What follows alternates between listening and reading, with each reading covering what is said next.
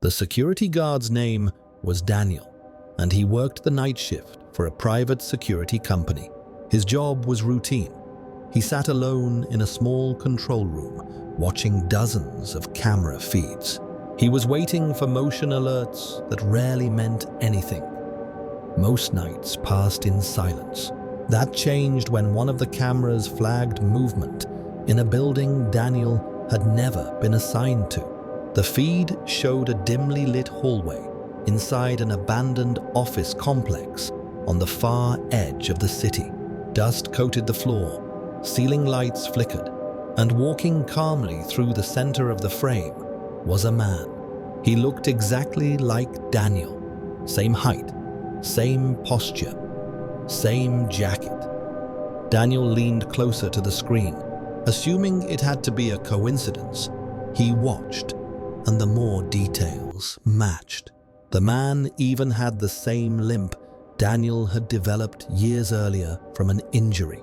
The figure stopped at the end of the hallway and turned toward the camera.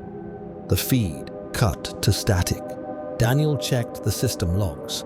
No one had accessed that camera in months. The building had been scheduled for demolition, and no guards were supposed to be stationed there. At the end of his shift, Daniel tried to forget about it. The next night, another alert came in. This time, it was a parking garage downtown.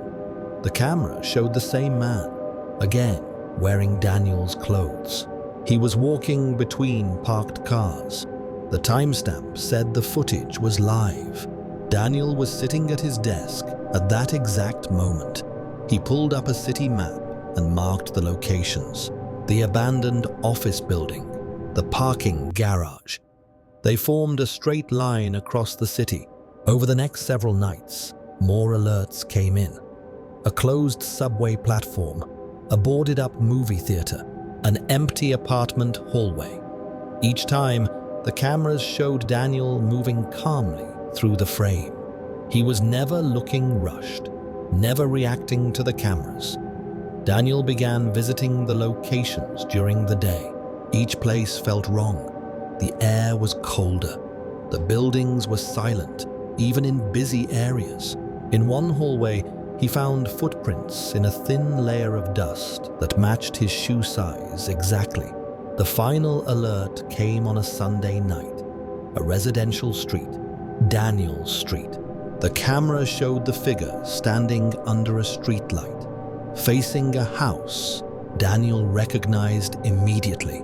It was his own. The figure slowly raised its head and looked directly into the camera. Daniel grabbed his keys and left work early. When he arrived home, his house was dark.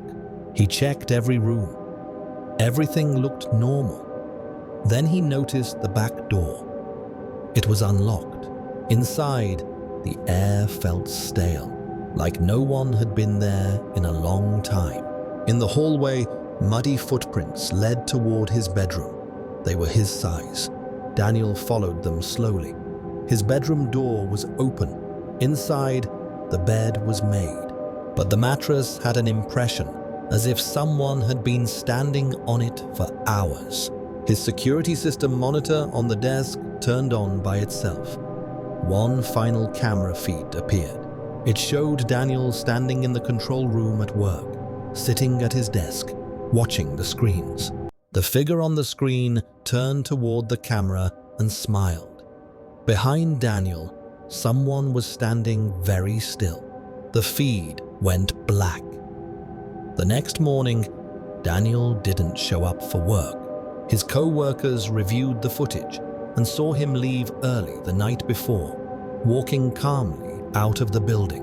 Security cameras across the city continued to record movement for several nights after.